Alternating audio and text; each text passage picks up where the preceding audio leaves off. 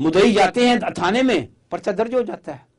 توہین رسالت کا پرچہ یوں درج نہیں ہوتا، اس کے مس یوز کے پہلے ہی راستے روکے گئے ہیں۔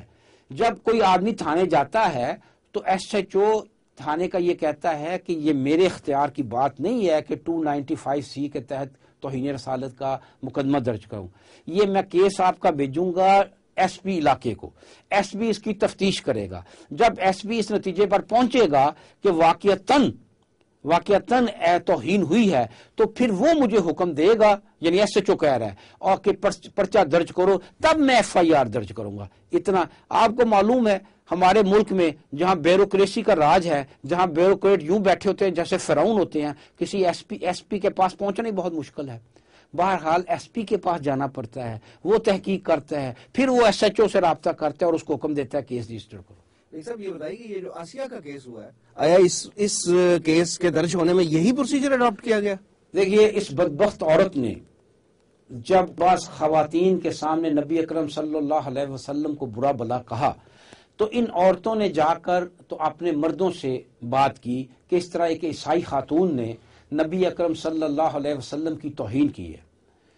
ان لوگوں نے ایک جرگہ بلایا گاؤں کا ہی، اس جرگے میں انہوں نے اس آسیہ خاتون کو بلایا اور پوچھا کیا تو نے ایسا کیا ہے؟ تو اس نے برملا کہا کہ ہاں میں نے ایسا کیا ہے۔ اب یہ لوگ تھانے گئے، تھانے جا کر انہوں نے پرچے کے لیے کہا، انہیں وہی جواب ملا کہ میں اس کا پرچہ درج نہیں کر سکتا، اس کا پرچہ بڑا افسر کرے گا درج۔ وہ اس تک بات گئی، انہوں نے آسیہ کو بھی بلایا، ان لوگوں کو بھی بلایا، اور ان لوگوں سے بات سننے کے بعد ایس پی نے انہیں کمرے سے نکال دیا اور انہیں کہا کہ آپ جائیں تاکہ میں آسیہ کے بیان بغیر کسی دباؤ کے لوں۔ جب آسیہ یہ لوگ کہتے ہیں کہ ہم کچھ ابھی باہر آئے ہی ہیں تو کچھ دیر بعد ایس پی نے ہمیں بلا لیا، اس نے کہا جی کسی تحقیق کی ضرورت ہے ہی نہیں، سرے سے کسی تحقیق کی ضرورت نہیں ہے، یہ خاتون تو مان رہی ہے کہ میں نے برا بلا کہا ہے، اور اس کے سامنے اس نے دوبارہ کہہ دیا کہ ہاں۔ پھر اس نے عدالت میں جا کر خود اعتراف کیا، یہ سارے مراحل تب جا کر اس کو سزا ہوئی۔ اور یہ سلیمان تاثیر بھی اس لیے قتل ہوا کہ اس نے اپنے پاس سے کہہ دیا کہ یہ فیصلہ ٹھیک نہیں ہوا۔ اس پر جو ہے وہ علماء جو ہے وہ مشتعل ہوئے اور یہ بات سامنے آئی۔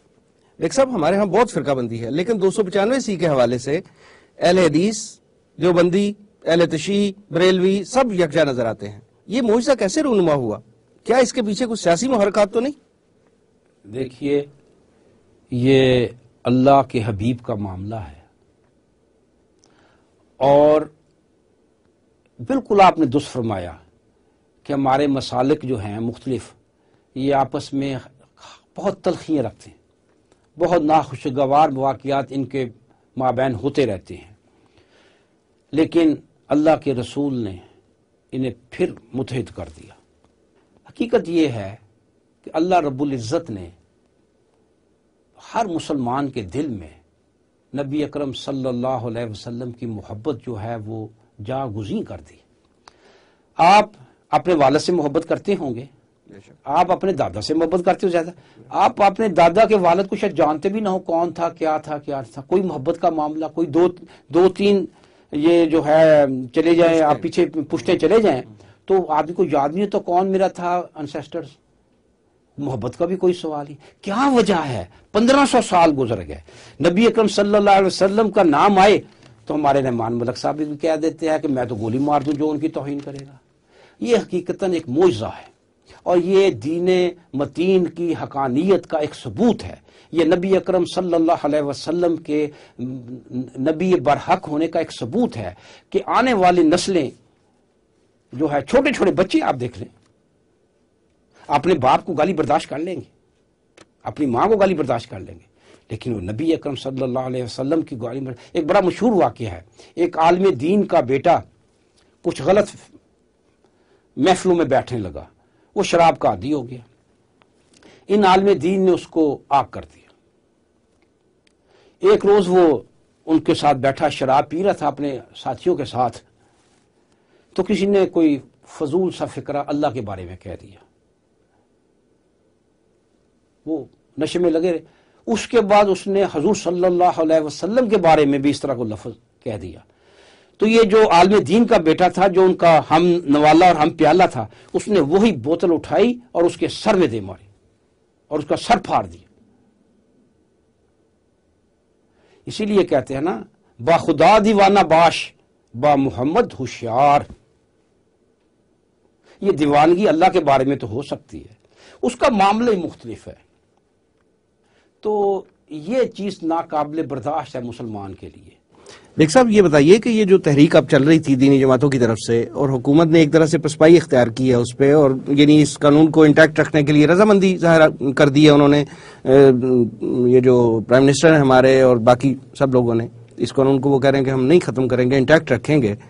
تو اس کامیابی جو دینی جماعتوں کو ظاہری طور پہ اس وقت ملی ہے، تو اس کا آپ کیا سمجھتے ہیں کہ کوئی پیغام آپ اس حوالے سے دینا چاہیں گے دینی جماعتوں کو؟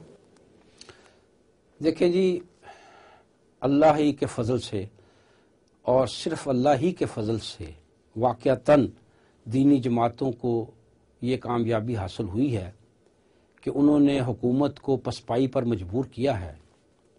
اور میں تو یہ کہتا ہوں کہ دینی جماعتیں، ہم لوگ اس قابل نہیں تھے، اللہ تعالیٰ نے اپنا فضل ہمارے ذریعے کیا ہے، ہمیں اس کا ذریعہ بنایا ہے۔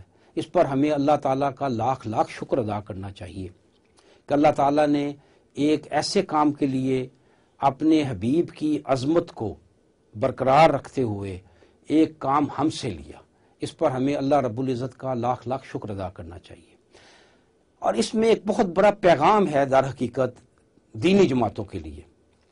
آپ دیکھیے 1974 میں جب بھٹو دور میں تحریک چلی تھی احمدیوں کے خلاف، قادیانیوں کے خلاف، اس میں اس وقت بھی کامیابی حاصل ہوئی۔